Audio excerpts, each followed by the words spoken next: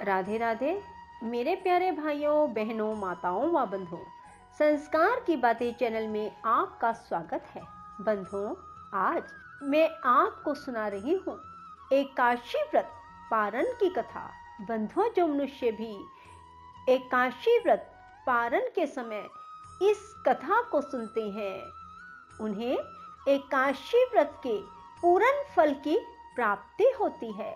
बंधुओं, पूर्ण विश्वास सच्ची निष्ठा के साथ ही एकादशी व्रत पारण की इस कथा को सुने। बंधुओं, यदि आपने YouTube चैनल संस्कार की बातें अब तक सब्सक्राइब नहीं किया तो जरूर करें और बेल आइकन दबाना ना भूलें, ताकि आपको हमारी आने वाली सभी वीडियोस की जानकारी सबसे पहले हो सके।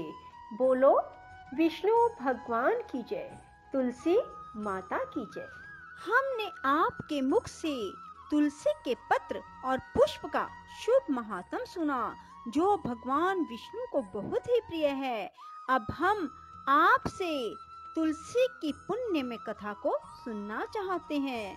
व्यास जी बोले, ब्राह्मणों, पहले स्कंद पुराण में मैं जो कुछ बतला आया हूँ वही यहाँ भी कहता हूँ। शतानंद मुनि के शिष्य कठोर व्रत का पालन करने वाले थे।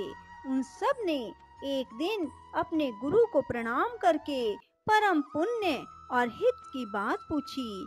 शिष्यों ने कहा, नाथ, ब्रह्म वेताओं में श्रेष्ठ आपने पूर्व काल में ब्रह्मा जी के मुख से तुलसी जी के जिस कथा का श्रवण किया था, उसको हम सब सुनना चाहते हैं। शतानंद जी बोले, शिष्यगण, तुलसी जी का नाम उच्चारण करने पर ही असुरों का दर्प दलन करने वाले भगवान श्री विष्णु प्रसन्न हो जाते हैं। मनुष्य के पाप नष्ट हो जाते हैं, उन्हें अक्षय पुण्य की प्राप्ति होती है, जिसके दर्शन मात्र से करोड़ों गोदान का फल प्राप्त होता है। उस तुलसी का पूजन और वंदन लोग क्यों ना करें। कलयुग में संसार में वे मनुष्य धन्य हैं जिनके घर में शाल ग्राम शिला का पूजन संपन्न करने के लिए प्रतिदिन तुलसी का वृक्ष भूतल पर लहलहाता रहता है। जो कलयुग में भगवान श्री केशव की पूजा के लिए पृथ्वी पर तुलसी का वृक्ष लगाते हैं, उन पर यदि यमराज अपने किंकरों सहित रुष्ट हो जाए तो भी वे उनका क्या कर सकते हैं। तुलसी, तुम अमृत से उत्पन्न हुई हो और केशव को सदा ही प्रिय हो। कल्याणी, मैं भगवान की पूजा के लिए तुम्हारे पत्तों को चुनता हूँ।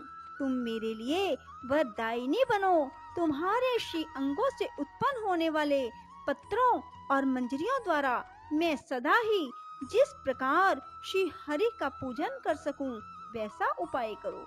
पवित्रंगी तुलसी, तुम कलिमल का नाश करने वाली हो। इस भाव के मंत्रों से जो तुलसी दलों को चुनकर उनसे भगवान वासुदेव का पूजन करता है, उसकी पूजा का करोड़ों गुना फल प्राप्त होता है। देवेश्वरी, बड़े बड़े देवता भी तुम्हारे प्रभाव का गायन करते हैं। मुनि, सिद्ध, गंधर्व, पाताल निवासी, साक्षात नागराज, शेष, संपूर्ण देवता भी तुम्हारे प्रभाव को नहीं जानते। केवल भगवान विष्णु ही तुम्हारी महिमा को पूर्ण रूप से जानते हैं। जिस समय क्षीर समुद्र के मंथन का उद्योग प्रारंभ हुआ था, उस समय श्री विष्णु के आनंद अंश से तुम्हारा प्रादुर्भाव हुआ था।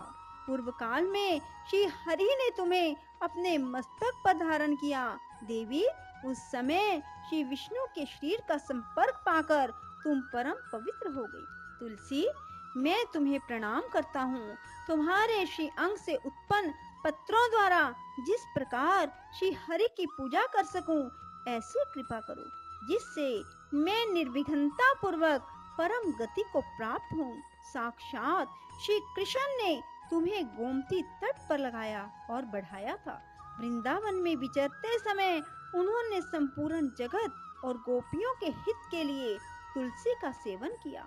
जगत प्रिया तुलसी, पूर्व काल में वशिष्ठ जी के कथन अनुसार श्री रामचंद्र जी ने राक्षसों का वध करने के उद्देश्य से सरयू के तट पर तुम्हें लगाया था। तुलसी देवी, मैं तुम्हें प्रणाम करता हूँ। श्री रामचंद्र जी से वियोग हो जाने पर अशोक वाटिका में रहते हुए जनक किशोरी सीता ने तुम्हारा ही ध्यान किया था, जिससे उन्हें पुनः अपने प्रियतम का समागम प्राप्त हुआ। पूर्व काल में हिमालय पर्वत पर भगवान शंकर की प्राप्ति के लिए पार्वती देवी ने तुम्हें लगाया और अपनी अभीष्ट सिद्धि के लिए तुम्हारा सेवन किया। तुलसी देवी, मैं तुम्हें नमस्कार करता हूँ। संपूर्ण देवंगनाओं और किन्नरों ने भी दुःस्वप्न का नाश करने के लिए नंदन वन में तुम्हारा सेवन किया था। देवी, तुम्हें मेरा नमस्कार है। धर्म अरण्य गया में साक्षात पितरों ने तुलसी का सेवन किया। दंडक अरण्य में भगवान श्री रामचंद्र जी ने अपने हित साधन की इच्छा से परम पवित्र तुलसी का वृक्ष लगाया। लक्ष्मण और सीता ने भी बड़ी भक्ति के साथ परम पवित्र तुलसी का वृक्ष लगाया। लक्ष्मण और सीता ने भी बड़ी भक्ति के साथ उसे पोसा। जिस प्रकार शास्त्रों में गंगा जी को त्रिभुवन व्यापिनी कहा गया है, उसी प्रकार तुलसी देवी भी संपूर्ण चराचर जगत में दृष्टि गोचर होती है। तुलसी का ग्रहण करके मनुष्य पातकों से मुक्त हो जाता है। और तो और मुनीश्वरों, तुलसी के सेवन से ब्रह्म हत्या भी दूर हो जाती है। तुलसी के पत्ते से टपकता हुआ जल जो अपने सिर पर धारण करता है, उसे गंगा स्नान और 10 गोदान का फल प्राप्त होता है। देवी, मुझ पर प्रसन्न होवो। देवेश्वरी, हरि प्रिय, मुझ पर प्रसन्न हो जाओ। क्षीर सागर के मंथन से प्रकट हुई तुलसी देवी, मैं तुम्हें प्रणाम करता हूँ। द्वादशी की रात्रि में जागरण करके जो इस तुलसी माँ की कथा को सुनता है, भगवान श्री विष्णु उसके 32 अपराध क्षमा कर देते हैं। बाल्य अवस्था, कुमार अवस्था, जवानी और बुढ़ापे में जितने पाप किए जाते हैं, वे सब तुलसी स्तोत्र के पाठ से नष्ट हो जाते हैं। तुलसी के स्तोत्र से संतुष्ट होकर भगवान सुख और अभ्युदय प्रदान करते हैं। जिस घर में तुलसी जी की इस कथा को सुना जाता है, पढ़ा जाता है, उसका कभी अशुभ नहीं होता, उसका सब मंगल ही होता है, किंचित भी अमंगल नहीं होता।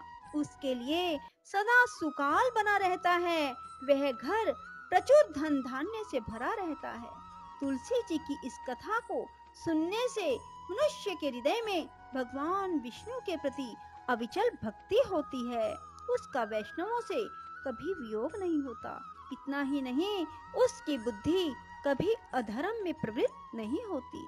जो द्वादशी की रात्रि में जागरण करके तुलसी जी की इस कथा का पाठ करता है, उसे करोड़ों तीर्थों के सेवन का फल प्राप्त होता है। बोलो विष्णु भगवान की जय, तुलसी माता की जय। राधे राधे, जय श्री कृष्णा। बंधुओं, यदि आपको हमारी वीडियो पसंद आए तो इसे लाइक करें और शेयर भी जरूर करें। धन्यवाद।